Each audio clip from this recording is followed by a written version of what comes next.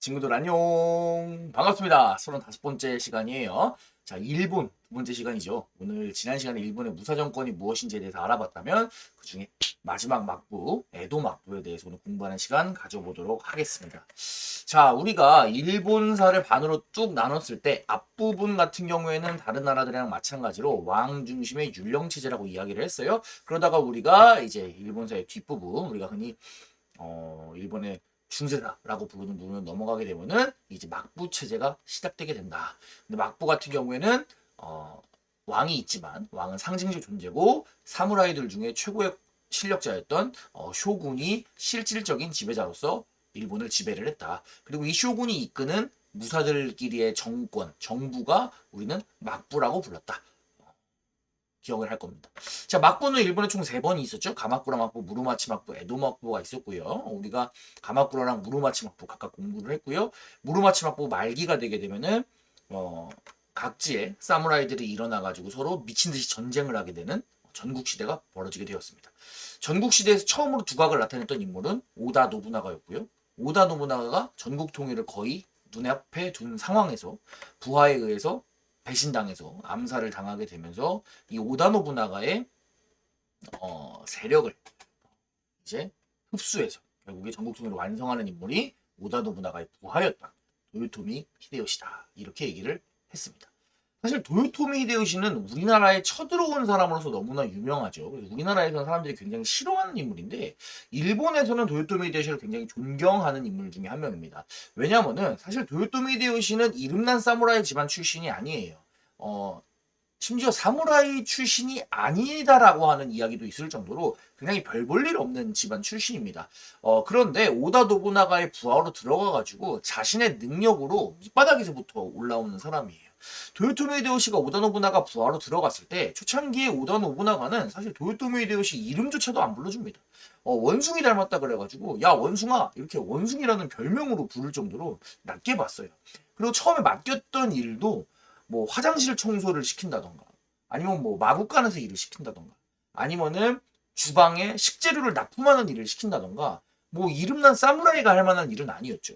그런데 도요토미 히데요시가 오다 노부나가 아래에서 맡아낸 임무를 정말 굉장히 잘 수행해내면서 기록에 남아있어요. 화장실 청소를 시켰는데 뭐 화장실이 너무 깨끗할 정도로 뭐 그렇게 일을 했다고 하니까 일 처리하나는 정말 말끔하게 했던 것 같습니다.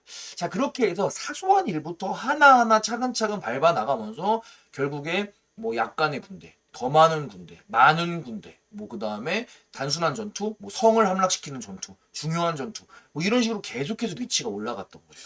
마침내 오다 노부나가가 죽고 나서는 오다 노부나가의 세력을 이어받을 수 있을 정도로 성장하는 인물이 도요토미 히데요시고요.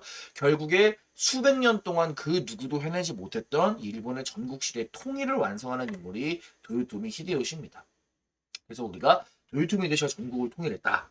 전국 통일을 완성을 했다. 이렇게 이야기를 하고요. 일본인들이 굉장히 존경하는 인물이다. 자, 일본 통일을 성공을 했던 도요토미 히데요시는 사실 그 이상으로 많은 것을 꿈꿨습니다. 도요토미 히데요시의 목표는 결국에 세계 정복이었어요. 도요토미 히데요시는 나중에 아들에게 이런 말을 하기도 합니다. 자기는 조선을 점령하고 명나라를 점령할 것이다. 내가 명나라의 정복을 완성하면 너는 명나라로 가서 중국을 다스려라. 나는 인도로 가서 인도의 황제가 되겠다. 그러니까 조선, 명나라뿐만 아니라 인도까지. 그러니까 당시에 자기가 알고 있는 모든 세계를 다 자기 발 아래 두고자 했던 인물이 도요토미 히데요시였습니다. 자, 도요토미 히데요시의 최애 아이템이 있어요. 바로 이겁니다. 황금 부채인데요. 자, 황금으로 그려진 그림이 있는 부채예요. 뭐가 그려졌는지 눈치를 챘죠. 그죠? 자, 일본, 그리고 조선, 명나라가 그려진 부채입니다. 이 부채를 착 하면서 내가 언젠가 이 세계를 다 정복할 거야 라고 하는 야심을 가졌던 사람이 도요토미 히데요시입니다. 자, 그 야심의 첫 번째 단계로 조선을 침략을 했고요. 그것이 그 유명한 임진왜란입니다. 자, 임진왜란의 과정에 대해서는 여러분들이 3학년 때 한국사 시간에 많이 배울 수 있는 기회가 있을 것 같고요. 오늘은 임진왜란의 결과에 대해서만 정리를 하도록 하겠습니다. 자, 임진왜란은 한국, 중국, 일본 세 개의 나라가 참전했던 국제전이었기 때문에 그 결과도 한국, 중국, 일본 모두와 연관이 되어 있습니다. 자, 먼저 중국 같은 경우에는 우리 이미 공부를 했습니다. 명나라 공부할 때 했죠. 임진왜란 때 명나라가 조선을 너무나 많이 도와주게 되면서 그 과정에서 명나라가 쇠퇴합니다. 명나라가 힘이 약해져 가는 틈을 타서 우리나라 북쪽에서 만주족이 성장하게 되고요. 결국에 명나라를 청나라가 대체한다. 이런 것도 우리가 청나라 시간에 공부를 했을 겁니다. 자, 조선 같은 경우에는 많은 피해를 입었습니다. 구체적으로 어떤 피해가 있는지는 역시 3학년 때 한국사 시간에 자세히 배울 수 있을 것 같아요. 자, 오늘은 일본사니까 일본에 집중해 보도록 하겠습니다. 자, 임진왜란의 결과 임진왜란을 시작했던 도요토미 히데요시의 정권이 붕괴가 되게 됩니다. 사실 도요토미 히데요시가 임진왜란을 시작을 하고 임진왜란이 끝나기 전에 죽습니다. 도요토미 히데요시는 다 조선으로 넘어오지 않아요. 일본에 있습니다. 일본에 있다가 도요토미 히데요시가 죽어요. 그러다 보니까 사무라이들이 더 이상 도요토미 히데요시가 없는 상황에서 이 지지부진한 전쟁을 계속할 필요가 없겠다 싶어서 조선에서 철수를 하게 되는 겁니다. 자, 그래서 조선에 철수를 하고 왔어요. 그런데 이 온 상황에서 당시에 일본을 새롭게 주도해 나갔던 사람이 누구냐? 바로 도쿠가와 이에야스라고 하는 사람입니다. 사실 도쿠가와 이에야스 같은 경우에는 도요토미 히데요시가 일본을 통일했을 때도 유일하게 견제한다라고 할 수 있을 정도로 상당한 실력자였어요. 도요토미 히데요시는 도쿠가와 이에야스가 임진왜란에서 큰 공을 세우는 것을 원치 않았어요. 그럼 도쿠가와 이에야스의 세력이 커질 거 아니에요? 그래서 도쿠가와 이에야스를 어떻게 보면 왕따라고 할 수 있죠. 일본에 납두고 자기의 부하들을, 자기를 충실하게 따르는 부하들을 임진왜란에 내보냈어요. 그런데 이 임진왜란이 도요토미 히데요시가 생각했던 것처럼 원활하게 풀려나가지 않으면서 도요토미 히데요시의 세력은 위축되는 반면에 오히려 조선에 남아있었던 도쿠가와 이에야스는 자신의 세력을 온전시킬 수 있었죠. 자, 결국에 일본에서는 도요토미 히데요시를 따르는 사람들과 도쿠가와 이에야스를 따르는 사람들이 한판 꽝 붙게 되는데 이 싸움에서 도쿠가와 이에야스 세력이 승리를 하게 되면서 결국에 도쿠가와 이에야스가 일본을 주도하게 됩니다. 원래 도요토미 히데요시 부하였던 사람이에요. 자, 이 도쿠가와 이에야스가 에도 막부를 열게 되고요. 새로운 쇼군이 됨으로써 일본사의 새로운 스타트를 열게 되는 거죠. 결국에 우리가 전국시대의 유명한 사무라이 3인이라고 봤던 인물들이 있습니다. 오다 노부나가, 도요토미 히데요시, 도쿠가와 이에야스가 있는데 그 중에 결국에 최후의 승리자는 누구였냐? 오다 노부나가의 부하였던 도요토미 히데요시의 부하였던 도쿠가와 이에야스가 되겠습니다. 도쿠가와 이에야스만이 자신의 막부를 건설하고 쇼군의 자리에 오를 수 있었습니다. 둘 다 쇼군 되기 전에 죽어요. 좋습니다. 최후의 승리자 되겠습니다. 자, 도쿠가와 이에야스가 에도 막부를 건설한 곳, 에도는 지금의 도쿄입니다. 자, 에도의 특징을 한번 보도록 하겠습니다. 자, 에도에 대해서 보기 전에 이곳은 어딜까요? 그죠, 대한민국 서울입니다. 서울과 도쿄의 차이점을 비교를 해볼까요? 어떤 차이가 있는 것 같아요? 밤낮인 거 말고요. 눈치 빠른 친구들은 벌써 눈치챘을 수도 있습니다. 자, 서울은 뭐가 많아요? 서울은 산이 굉장히 많습니다. 언덕이 굉장히 많아요. 근데 그죠? 근데 반면에 도쿄 같은 경우에는 언덕이 없죠. 산이 없어요. 자, 그럼 일본이 산이 없는 나라냐? 그건 또 아닙니다. 일본은 우리나라보다 오히려 산지 비중이 더 높은 나라예요. 그런데 그 일본 안에서도 산이 없는 동네, 굉장히 평평한 동네가 바로 에도가 위치한, 도쿄가 위치한 지역입니다. 그러니까 이 넓은 평야를 바탕으로 이곳에다가 막부를 세우고 여기서 나오는 많은 생산력을 바탕으로 튼튼한 경제력을 갖고 막부를 주도해 나갔던 것이 바로 도쿠가와 가문, 도쿠가와 쇼군, 에도 막부가 되겠습니다. 자, 에도 막부의 정치 체제를 우리는 무엇이라고 얘기하냐? 교과서에서 중앙집권적 봉건제다 이런 표현을 사용을 합니다. 봉건제는 뭔지 공부를 했어요. 쇼군이 자기가 다스리는 중앙 막부 지역을 다스리고 나머지 동네는 쇼군에게 충성을 바치는 다른 영주들, 일본말로는 다이묘라고 하는 사무라이들이 다스리는 게 봉건제였는데, 그럼 중앙집권적 봉건제는 뭐냐? 봉건제 중에도 권력이 중앙에 집중돼 있다는 거예요. 자, 가마쿠라 막부시기나 무로마치 막부시기에는 막부를 운영했던 쇼군의 권력, 쇼군 가문의 세력이 그렇게까지 강하진 않았어요. 쇼군의 가문이 다른 사무라이보다 센 거는 맞지만 뭐 완전히 억누를 수 있을 정도로 세진 않았어요. 그런데 에도 막부 시기가 되면 도쿠가와 가문의 힘이 다른 사무라이들이랑 다른 다이묘들이랑은 비교할 수 없을 정도로 압도적으로 강하다는 거예요. 자, 지도를 볼게요. 자, 이 지도는 뭐냐? 당시 에도 막부 시기에 다이묘들, 영주들의 영지를 나타낸 지도인데요. 이 중에 주황 색깔에 해당되는 지역이 전부 다 도쿠가와 가문 한 개의 가문이 다스리는 땅입니다. 그러니까 얼마나 많은 영토를 다스리는 거예요. 그리고 일본에서도 가장 핵심적인 지역만 다스립니다. 도쿠가와 가문 같은 경우에 쇼군에 충성하지 않는 혹은 충성도가 조금 덜한 그런 다이묘들 같은 경우에는 그 다이묘가 원래 있던 지역이 어딘가 상관없이 다른 지역으로 이동시키거나 조금 변두리 지역으로 영지를 옮기거나 하는 경우도 있었어요. 그리고 자기가 좋은 지역을 먹고 자기랑 가까운 오래전부터 도쿠가와 가문한테 충성했던 지역은 조금 좀 좋은 지역을 주고 아닌 사람들은 좀 안 좋은 지역을 준다거나 그런 식으로 쇼군이 넓은 직할지를 다스리고 나머지를 영주들에게 나누어준다. 하지만 강력한 통제를 통해서 권력을 중앙으로 도쿠가와 가문으로 몰았던 체제가 바로 중앙집권적 봉건제다. 이렇게 얘기를 할 수 있을 것 같습니다. 대표적으로 어떤 제도들이 있었냐? 일국일성 이런 명령을 내립니다. 무슨 말이냐? 일국 하나의 나라에는 일성 하나의 성만 두어야 된다. 전국 시대를 겪으면서 지방에 있는 다이묘들은 자기가 다스리는 땅에다가 성을 무지하게 많이 짓습니다. 요새도 무지하게 많이 지어요. 전쟁을 대비하기 위해서.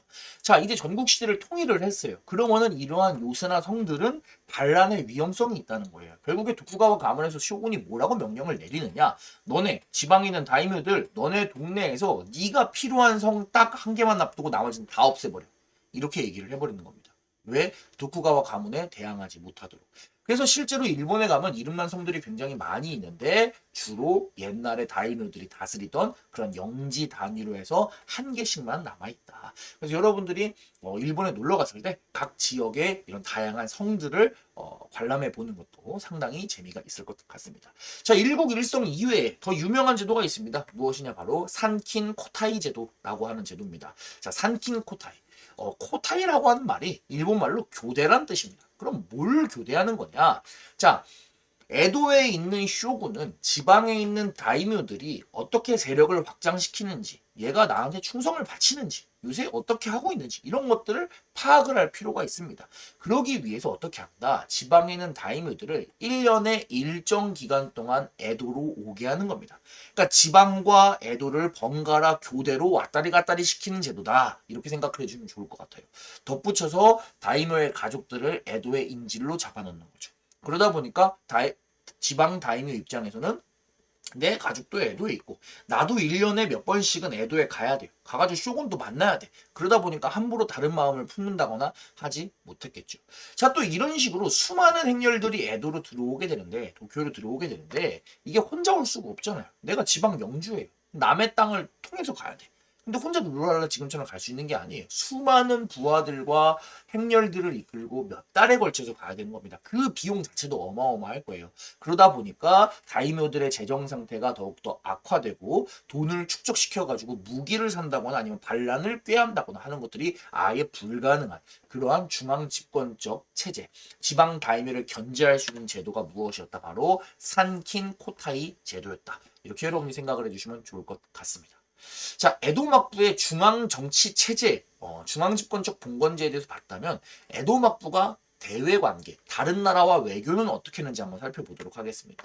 자, 여러분 교과서에 보면 에도 막부의 외교 정책을 해금 정책이라고 표현을 할 수 있습니다. 자, 해금 정책 뭐예요? 바다를 금지. 아무나 바다 건너서 오는 것을 금지한다는 정책이었죠. 자, 해금 정책을 다른 말로는 뭐라고 표현하냐? 제한적인 쇄국 정책이다라고 얘기하기도 합니다. 쇄국 정책. 나라를 봉쇄하는 거예요. 아무나 나라에 못 들어오게 문을 걸어 잠그는 겁니다. 근데 아예 걸어 잠그는 건 아니에요. 왜? 제한적이라 그랬잖아요. 조금 더 설명해 주도록 하겠습니다. 그럼 에도 막부는 왜 제한적인 해금 정책, 쇄국 정책을 실시를 했을까요? 일본 같은 경우에는 옛날부터 포르투갈을 통해서 조총을 수입해 오는 등 조선이나 이런 나라들보다 훨씬 서양이랑 활발하게 교류를 했는데 왜 갑자기 이제 와서 해금 정책을 실시하냐? 자, 그 이유는 바로 크리스티교 때문에 있었습니다. 자, 서양들이랑 무역을 많이 하면 할수록 뭐가 들어왔냐? 서양의 핵심적인 종교인 크리스트교가 일본에 전래되게 됩니다. 자, 근데 우리 크리스트교의 핵심적인 가르침 알고 있죠? 하나님 앞에 여러분들은 모두 평등하다. 자, 이게 쇼군 아래에 사무라이들 이렇게 그 다음에 그 아래 피지배층 나누어져 있는 계급으로서 존재했던 일본 사회에 크리스트교는 받아들여질 수 없는 사상이었던 거예요. 결국에 크리스트교를 금지하기 위해서 크리스트교를 전파할 위험이 있는 서양 상인들과의 사사로운 무역 역시 금지되게 됩니다. 당시 크리스트교를 믿는지 안 믿는지 테스트하는 방법도 있었어요. 이른바 그림 밟기라고 하는 건데 이 그림이 그것을 잘 표현을 해주고 있죠. 자, 이 사람이 그리스도교를 믿는지 테스트를 하는 겁니다. 그러기 위해서 이렇게 생긴 그림을 하나 준비해요. 가운데 예수님이 있네요. 십자가에 못 박혀 있네요. 자, 이 그림을 바닥에 깝니다. 그리고 얘한테 얘기하는 거예요. 너 그리스도교 믿어 안 믿어? 저 안 믿는데요? 네가 안 믿는다면 이 그림을 밟아봐 라고 하는 거죠. 그림을 밟는다면은 그래 그리스도교 안 믿는구나. 하지만 만약에 주춤주춤 거린다고 하면은 그리스도를 믿는다고 의심할 수 있겠죠. 굉장히 잔인한 그런 방법이네요. 자, 아무튼 그래서 그리스도교를 금지하기 위해서 해금 정책을 실시했습니다. 자, 그럼 제한적이라고 하는 것은 무슨 의미냐? 아예 나라의 문을 다 걸어 잠근 건 아니에요. 예외가 있습니다. 일본과 전통적으로 교류를 했던 조선, 제일 가까이 있는 나라죠. 그리고 청나라와는 무역을 일정 부분 실시를 했습니다. 그리고 또 서양 국가들 중에 예외적으로 한 개의 국가는 나라의 문을 오픈을 해줬어요. 거기가 어디냐? 바로 네덜란드 되겠습니다. 선생님, 왜 네덜란드는 특별 대우인가요? 아, 네덜란드는 이렇게 얘기를 했어요. 크리스티교를 전파하지 않겠다라고 하는 약속을 에도막부와 하게 됩니다. 우리 상인 무역만 할 테니까 크리스티교는 진짜 전파 안 할게. 대신 무역 오픈해줘. 라고 해서 일본에서 오케이 그럼 네덜란드는 오케이 해가지고 무역을 허락해주게 됩니다. 그리고 그 무역을 허락해준 장소가 바로 나가사키라고 하는 동네예요. 에도막부는 나가사키에다가 이렇게 특이하게 생긴 인공섬을 만듭니다. 그 인공섬의 이름이 데지마라고 하는 섬인데 이곳에 네덜란드 상인들이 와서 다른 데는 가지마 너네 딴 데 가면 우리가 관리 안 되니까 딱 이 동네만 와가지고 무역해 라고 해가지고 허락해준 것이 바로 네덜란드의 나가사키 되겠습니다. 나가사키 같은 경우에는 일본, 네덜란드 상인뿐만 아니라 중국 상인들도 굉장히 많이 왔죠. 그러다 보니까 여러분들 나가사키 하면 딱 떠오르는 게 뭐예요? 나가사키 짬뽕이잖아요. 그죠? 네. 나가사키 짬뽕. 짬뽕은 중국 요리인데 왜 나가사키에서 유명할까요?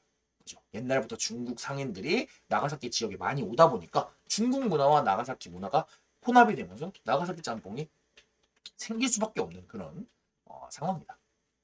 비슷한 것도 있어요. 우리나라 사람들은 나가사키 하면 짬뽕 떠올리지만 일본 사람들은 나가사키 하면 짬뽕 절대 안 떠올리고요. 나가사키 유명한 특산품이 일본에 뭐가 있냐? 카스테라예요. 카스테라 일본 거 아니잖아요. 그죠? 근데 왜 카스테라가 지역 특산품이냐? 당연한 거죠. 우리가 네덜란드 상인들을 통해서 서양의 식문화가 처음으로 이식된 것이 나가사키예요. 그러다 보니까 이 지역에서 서양식 식문화인 카스테라가 특산품으로 먼저 자리 잡을 수 있게 된 거죠. 재밌죠? 자, 네덜란드 상인들이 들어오면서 무역도 실시하고 뭐 카스테라 같은 문화도 들어오긴 했는데 학문도 같이 들어옵니다. 바로 서양의 뭐 의술, 천문학, 포술 뭐 이런 다양한 학문들이 들어와요. 뭐 해부학이나 이런 기계 장치 아무래도 서양 스타일이잖아요. 자, 그래서 들어오게 된 이 시기에 에도막부에 유행한 서양의 학문을 뭐라고 부를 거냐 우리가 난학이라고 부를 겁니다. 왜 난학이냐면 네덜란드의 학문이다 그래서 난학 이렇게 생각하면 좋을 것 같아요. 네덜란드가 한자로 화란이라고 불렀습니다. 네덜란드라고 한 나라를 화란이라고 썼어요. 근데 화란의 학문이다. 그래서 난학이라고 부르면 될 것 같습니다. 서양 학문.